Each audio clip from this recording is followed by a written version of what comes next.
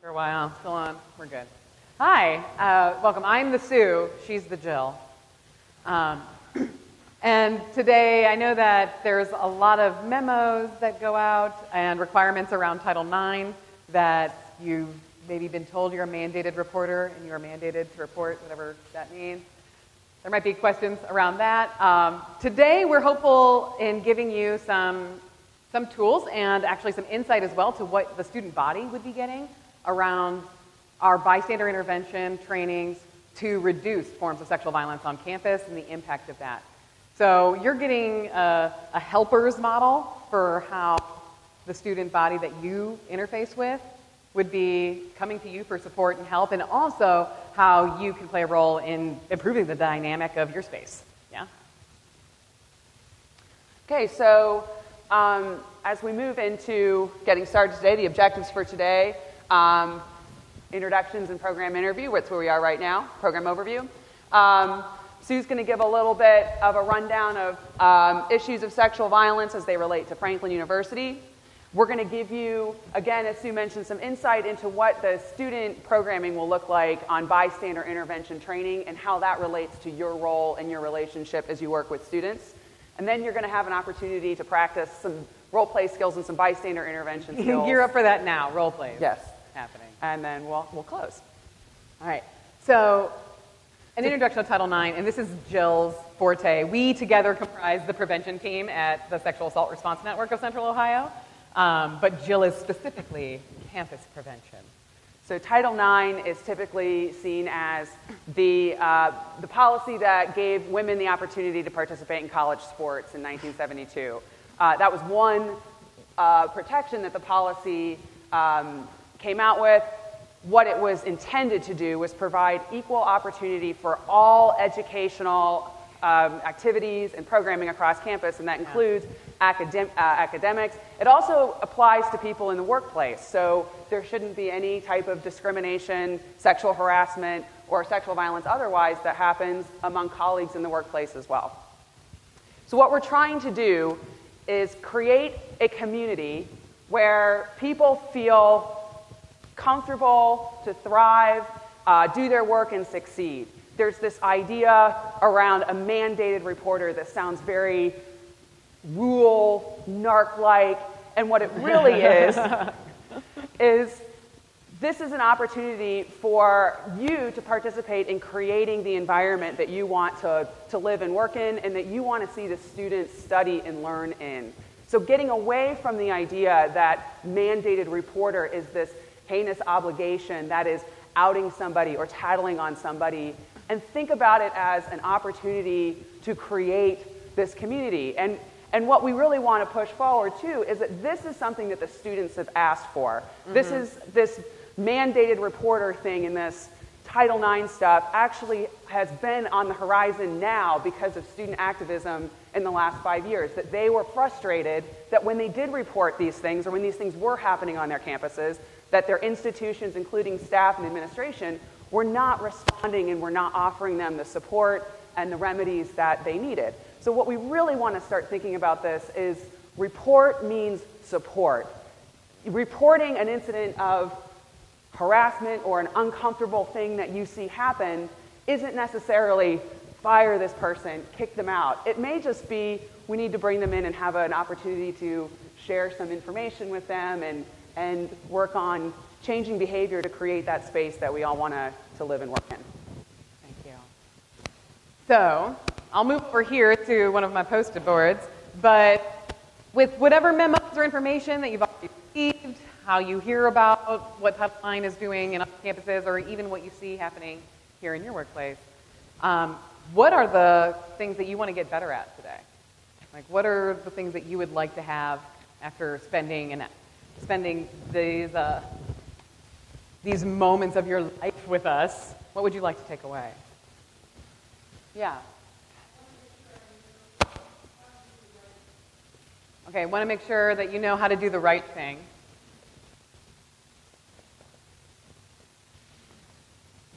What else?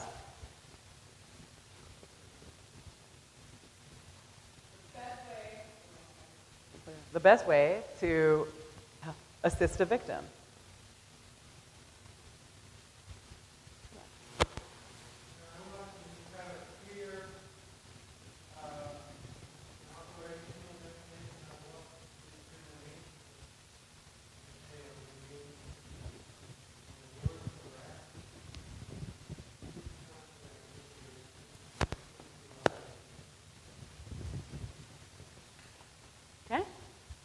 Clear definitions of the terms discrimination and harassment.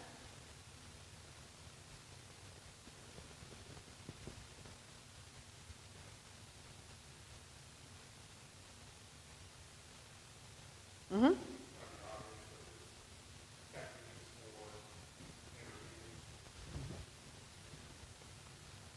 So techniques for intervening.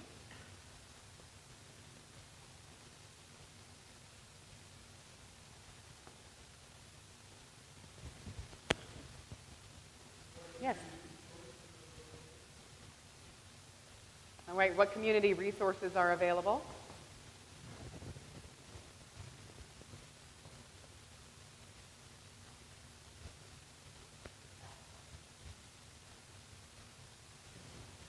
Yes. Ways of communicating with a victim?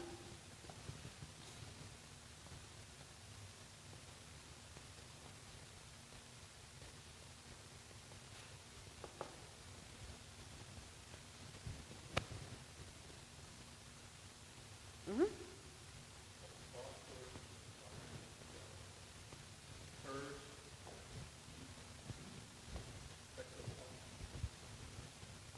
How to foster an environment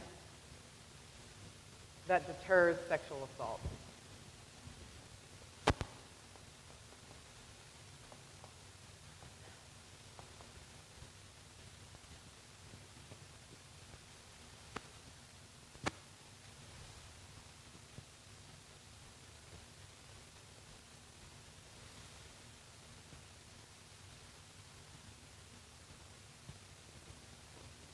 Excellent.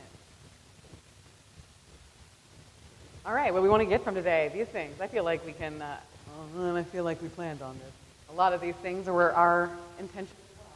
So that's excellent. And I want to point out that actually having a list and a room of people that have questions and desire these things is a really excellent starter for an environment that wants to deter and does deter sexual assault. That's where we're starting. And, we'll try to build up on that desire with some techniques and information. So one of the things I wanted to give feedback on, there was a need, or a climate change survey, right? A climate survey of just what people's feelings are, and I think that people in this room might have been respondents on that. Is that correct? Yes. So on the scale of 1 to 4, this is the average response for do you agree with the statement, 4 meaning strongly agree, that Franklin University would support a person making a report, and you have a 3.75, which is a lovely high score. We're great. They were good scores. But the point of being in the room and caring about mine is that we always have room to be better. Like, this is excellent. Let's continue to be more and more excellent. And in contrast to that, still a high score, but it's notably a mark down, a 10th down, that I believe Franklin University would take corrective action against the offender. People agree with that statement, slightly less. Just slightly. Still in the 3.65, which is wonderful. But that's something that we can pay attention to as well, that there might be realms that we succeed in or that we excel at in supporting survivors. But part of that support that might be that's at least less perceived by everybody is the corrective action against the offender. And then even lower than that is the belief that I believe Franklin University would protect me from retaliation if I reported, right? So these are great opportunities for us to increase that here. One has something to do with when information is reported and how those reports are handled, but it's also a lot to do with what's the air we breathe around us for someone to even make a report and go forward. Yes? And every opportunity of a report that we handle on the intervention side is a chance for us to demonstrate to everybody it's safe and welcomed and desired for us to address these behaviors, for everybody who is watching and observing and maybe isn't directly involved in that case. All of these things matter. So next up, this is the branding material that you see on your tables, the markers and the key tags with our 24-hour helpline, is Don't Stand By, Stand Up, and this is the campus prevention strategy. It's It's our logo for campus work in specific. And so here is a rundown that Jill is going to give you of a bit of what the student body is going to receive for bystander intervention. Right, so when we talk about bystander intervention on campuses, one of the reasons that this type of programming is so successful and effective is because it is reaching out to everybody in the community. Typically, you might see programming that is targeting survivors or teaching people how to keep themselves safe from sexual violence or targeting people who might perpetrate or have perpetrated. In this case, we're targeting a broader group of people. So this is really important. And this is why this is really valuable for everyone, including you folks in this room, to understand about this. So does anybody have an example of a bystander? Is there a situation that you can share that you may have intervened in a situation or that you saw in the media or in a movie, for example, of a bystander?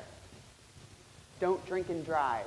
Friends don't let friends drive drunk. There's a bystander model, just to give you an example to get started. Right, we found it was like people were like, don't drink and drive. It's like, right, yeah, but I'm really careful.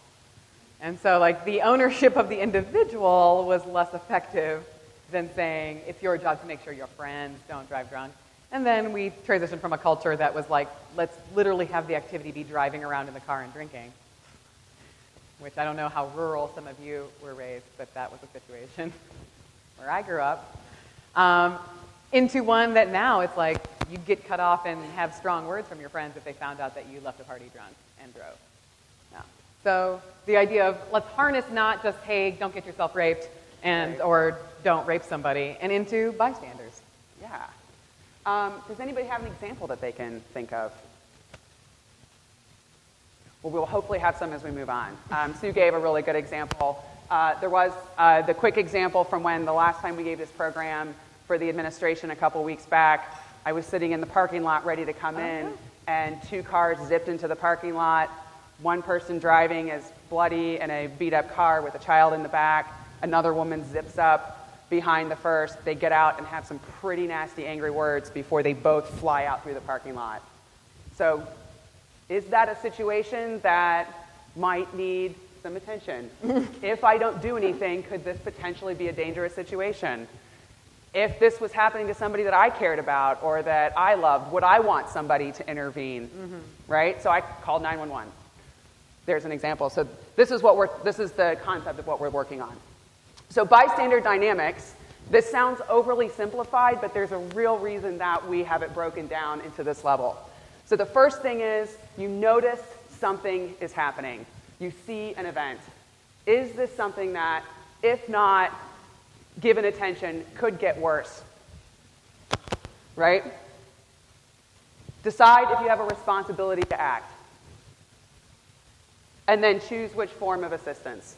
And then finally, you're going to implement that decision of how to respond.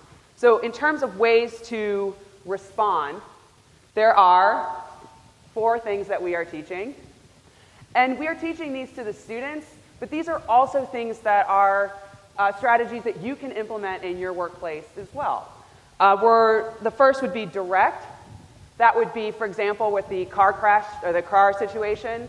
If I got out of my car and went right up to them and said, hey, I'm really concerned that this looks like a dangerous situation and there might be some people hurt, I'm getting some help. That would be direct. Now, I may not choose that because my safety could be, that could be an unsafe situation. Distract is another example where you might go up to the 2 people and do something completely unrelated to what's going on and create a diversion to break up the moment. That might not be so appropriate with the car situation. Those people are angry. If I go up and start like dancing in front of them, they may punch me in the face. Again, safety is an issue, so they may not be the strategy I choose. And you may be starting to realize we have different strategies so that you have different tools to respond accordingly to the situation that you face. Delegate. This is an important part where you may come in with students because of your work interfacing with students. A student may see or experience something and come to you, so delegate the responsibility to you and say, this happened, not sure what to do, or share that information with you. And that we're literally telling them, you could just delegate. We're going to tell the student body, delegate to it. Yeah. And so that they might be coming forward just directly to you that that's their job, and that's exactly what we're encouraging them, that they could go to anybody on staff, and this matter is settled, they get 100 gold stars of bystander intervention, because now you will be able to proceed, right? The good news is you get to just delegate over to Blake, Dr. Renner, and you can wash your hands of it as well. But that's the sort of freedom that we want to encourage with the the 4Ds of bystander intervention, that no matter what your personality type is, what your personal inclination vibe is interpersonally, and the varying degrees of scenarios you might be in, there's something for you to honor the fact that you saw something and you know that it could get worse if you didn't pass it on, right? And then the final one is delay. And that means, might be that you're checking in with somebody. So if, I saw Blake and Sue having some kind of an altercation that made me uncomfortable, that I would check in with them the next day individually. And I might say, hey, Sue, I was a little uncomfortable. Was everything okay? Mind your business. And that could happen too. Okay. Or I could check in with Blake also, right? So I'm checking in later. And there's no expiration date on delay, right? You can, if 2 weeks go by and you're still irked by something that you recall happening, it's okay to follow through then. Yeah. And then this is part of what we're going to be doing. This is not your role play yet, but get ready. You'll be doing it. We go through examples of scenarios that are potentially dangerous, and then having groups, we'll go through group build-up, role play work of you create your own interventions, whatever you would actually say with your own mouth hole, and do that practicing it with each other, so that that's an experience everybody in the room has as well. So you see that we'll have direct, distract, delegate. There's different practice for delay to try and shape that up. But as we said before, delegate is going to be directly to you. I think that's going to be part of the point, so they could delegate to you. And so what we will go through in practice would be how we're going to handle somebody coming to us, delegating to us as staff members. But an answer to our gains of what we want to take away from today, you also get to delegate to all of these resources. One of the aspects of mandated reporter means that you're going to just tell Dr. Renner. And that's the beginning and end of it. And the idea of what do I pass on, the report means support vibe is saying everything, anything. One of the biggest jobs of Title IX is that if we find out that anyone has experienced sexual violence, whether it was 5 years before they came to this university or whether it was on the university grounds, is that that person deserves support. They deserve resources, and if they need any help in adjusting their life schedule or anything else, that we would offer that to them. And so a lot of times it might just be an offer of support, that it's I'm going to go send them an email that says, we have all of these resources here to help you, and I would love to walk you through that if you want. And sometimes they're like, thanks, bye, no. You're like, okay, great. That was their choice, and that's what they want. But it's really just meaning that that we're doing our part to connect with any inclination that we have that somebody needs or could use support, that they get it. That's it. And that's what we're taking to Dr. Renner. And there's also elements of investigation that could take place. And he's in charge of that. It's so confidential. It's not exclusively confidential like our helpline, but it is discreet. Mm-hmm. It's so discreet that if you report things to Dr. Renner and he investigates them, you might not ever know what happens with it because you don't need to know. You know what I mean? Like you might even be cut out of the loop because that's how discreet we want these services to be, so everyone just gets support is the point.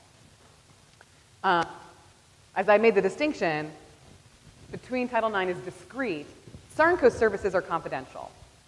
And that's another one of the things that in the student body responses that Jill talked about for Title IX, that the students were incredibly concerned, and even Ohio students, that we did a survey of Ohio college students, that they are ultimately concerned about if I share or talk to somebody, who's going to know? And that's one of the barriers that they have to getting support. So we have a memorandum of understanding with Franklin University that our services are available for all of your students as well, that information gets to be publicly posted, that they might want to come talk to us as a completely confidential resource on our 24-hour helpline. Our 24-hour emergency room is available throughout the city, and our advocates show up there if somebody gets medical treatment and evidence collection in response to a sexual assault. And then we also have long-term law enforcement advocacy that can meet with people in person, right, for ongoing needs. And we have prevention as well here. But these services at SARNCO to be confidential is an option to offer people as well. And then it's one of the ideal situations would be that we have information about Franklin University, about Dr. Renner and what he's going to do, so that somebody who's calling, they might want other recourse, they're too uninformed about what it would look like to go and make a Title IX report or speak to anybody here, that we could be a confidential bridge towards that. Does that make sense? Like, it's kind of like the medium step on the way to, I don't know that I want to take this information and have my life go on a runaway train, that we could help them make an informed decision. Because everything we are doing and the resources that we're going to role play next is about how can we help survivors make informed, empowered decisions and help them with that empowerment.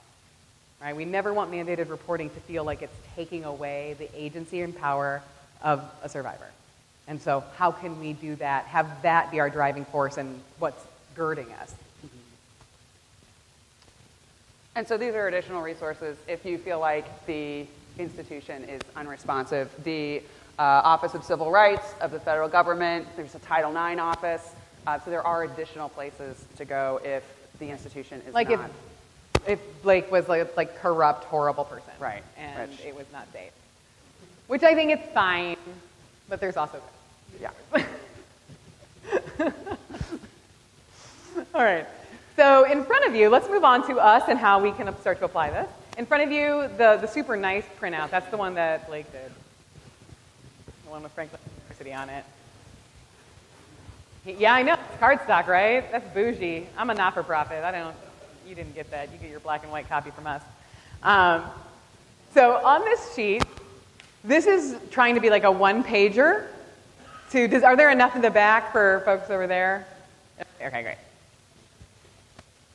This is a one-pager that's trying to give information about the mandated reporting that everybody could just have around.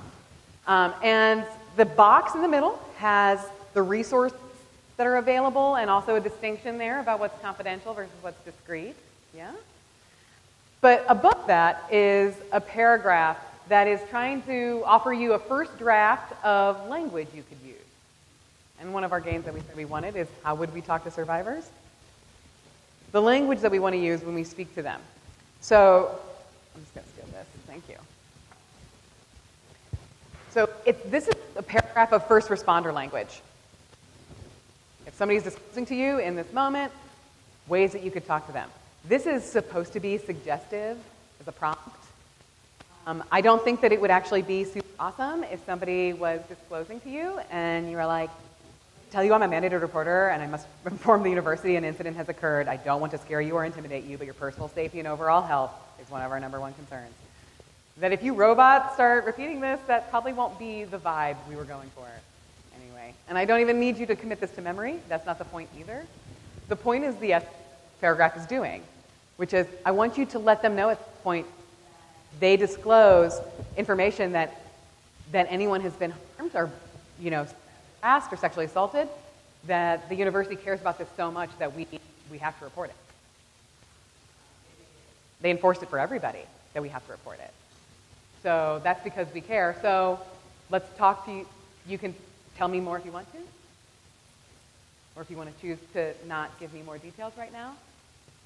Here are the resources that you could go speak to confidentially. I have done this. My mandated reporting experience is almost entirely with children because my prevention work goes younger and younger that we try to teach to and stuff. And so I often have the spiel of mandated reporting that I'm giving to like a 12-year-old, right? Or a high schooler.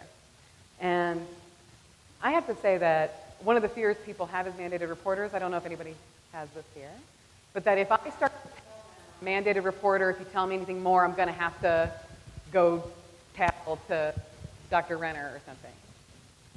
That the impression that we could give with that would be shutting people down and would make them not talk. And I want to guard against that as well, but I will share with you that even with my young people that I serve, had somebody stop. They might give pause. I've had people give pause, but even though they know and understand that things that are going to leave a competent place, right, and go into a discrete place where other people might know, and they will know, that they actually feel comfortable continuing to talk and get help, and they don't feel blindsided or disrespected because I've kept them informed the whole way. And the whole time I'm telling them, you're important, this matters, I'm going to let you know the full story and what's going on. If you want to keep talking, it would look like this.